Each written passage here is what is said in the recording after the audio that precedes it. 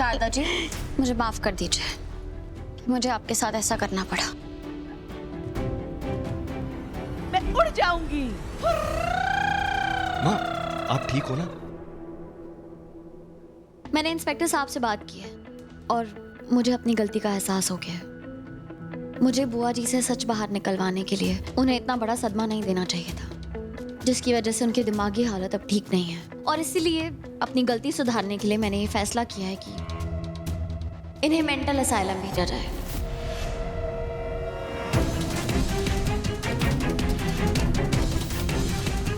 मैंने वहाँ के स्टाफ को कॉल कर दिया है, वो थोड़ी देर में आ ही रहे हैं। वहाँ इनका अच्छी तरह से इलाज होगा।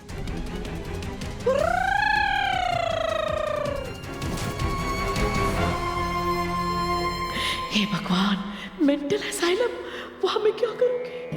कहीं वहां बाकी लोगों के साथ रहते हुए सच में मेरा दिमाग खराब ना हो जाए। और मैंने सुना है वहां तो बिजली का झटका भी देते हैं। नहीं, ये चुड़ैल रीत, ये कोई ना कोई रास्ता निकाल ही देती है मेरी हर चाल को बेकार करने का। वीरेन, जल्दी से कुछ उपाय कर, मुझे मेंटल असाइलम जाने से रोक। सच में एक्टिंग कर रहे थे? क्या सच में? क्या बड़ी एक्टिंग करता है। मुझे लगा मैंने आपको सच में खो दिया। अरे मूर्ख, ये मेरी तारीफ करने का वक्त नहीं है, मुझे यहाँ से जाने से रोकने का वक्त है। जा। मेरी माँ मेंटल असाइलम नहीं जाएगी। तुम्हारा सही है रीत, पहले तुमने माँ को इतना टॉर्चर किया और फिर उन्हें मेंटल असाइलम भेज के इतनी बड़ी सजा देना चाहती हो। मेरे रहते हुए माँ के साथ ये सब नहीं कर पाओगी तुम। माँ, आप कहीं नहीं जाओगे, आप कहीं भी नहीं जाओगे। पेशेंट कौन है? ये है पेशेंट। एक मिनट, एक्सक्यूज मी। दूर हटिए भैया, देखिए ना क्या कर रही है। भैया देखो ना, ये मुझे डरा रही है, आंटी मुझे डरा रही है। खबरदार, जो किसी ने एक कदम भी आगे बढ़ाया तो कहीं नहीं जाएगी मेरी बुआ जी। निकलो यहाँ से। राघव भैया,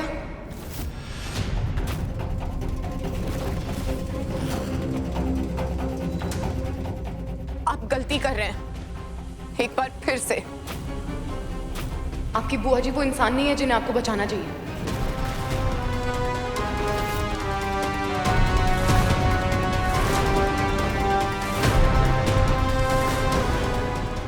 तुम यहाँ क्या कर रही हो?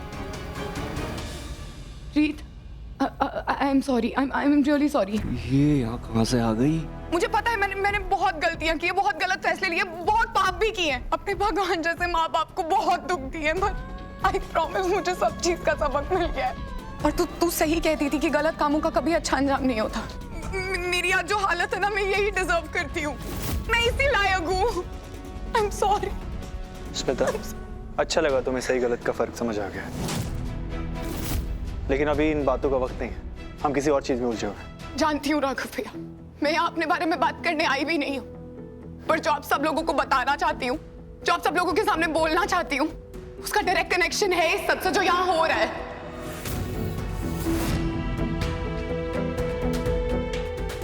क्या कनेक्शन है? कनेक्शन है राघव भैया, ये जो कुछ भी हो रहा है ना, उसकी वजह मेरी वो गवाही है जो मैंने कई महीनों पहले कोर्ट में रीत के खिलाफ दी थी।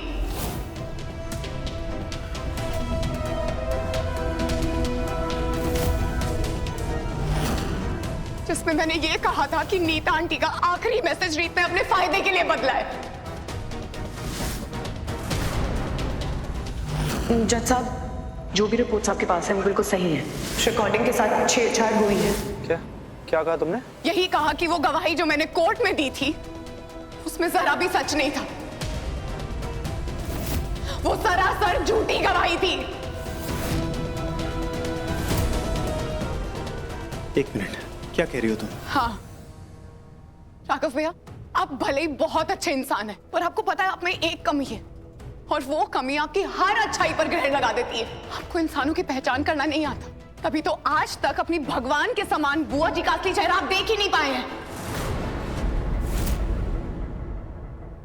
हमेशा उनके झूठे प्यार और दिखावट की अच्छाई में फंसते जाते हैं। एक रिक्वेस्ट कर रही हूं, आज मत फंसिए प्लीज। ये बहुत ही चालाक और बेईमान इंसान है। इन्हें सिर्फ लोगों का फायदा उठाना आता है, फिर चाहे उसमें आप ही क्यों ना हो।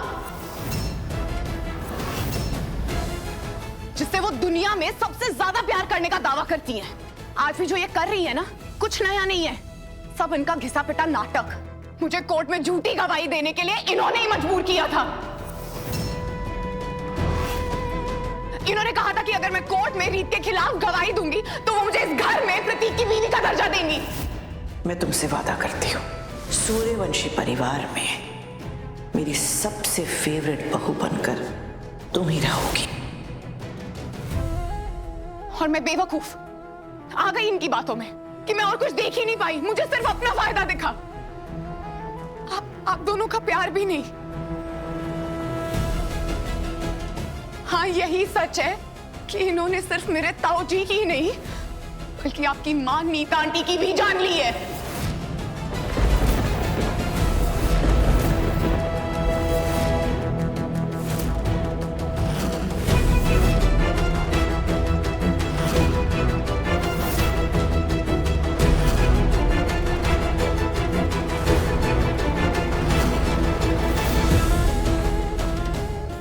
मेरा कभी कोई ऐसा दोस्त था ही नहीं जिन्होंने नीता आंटी के आखिरी मैसेज को बदला हो, जिसमें उन्होंने आपकी प्यारी बुआ जी के काले कारनामों का अच्छा खासा चिट्ठा पत्र खोलकर रख दिया था।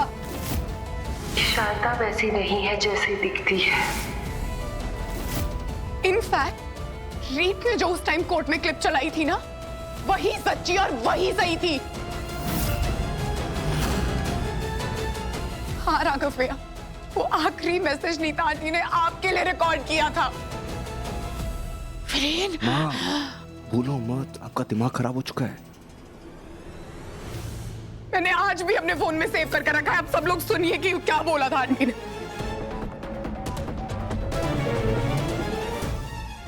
शारदा ने कई साल पहले रीत के पापा को फंसाया था, जिससे उनको जेल हुई थी और फिर वहाँ उनकी जान चली गई थी। और फिर जब मुझे ये सब मालूम चला तो उसने मेरी भी एक्सीडेंट करवा दी।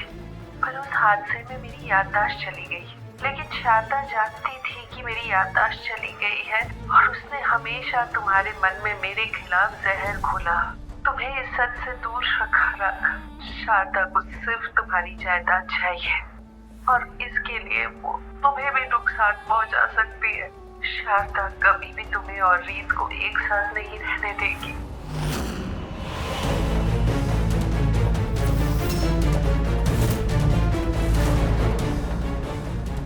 ये सब क्या है बुआ जी?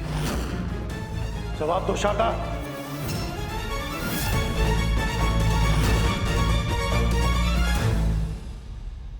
एहसान फरामोश, मैंने क्या कुछ नहीं किया तेरे लिए। अपने बेटे की ब्याहता पत्नी को घर से निकाल कर तुझे हमारे घर में रहने की इजाजत दी और तू मेरे ही खिलाफ जाकर मेरी कब्र खोद रही है।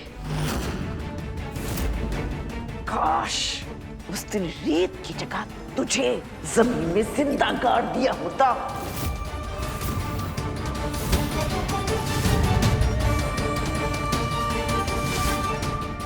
आज वो शुभ काम कर देती हूँ मैं। मत छोड़ो। मम्मी जी छोड़िए।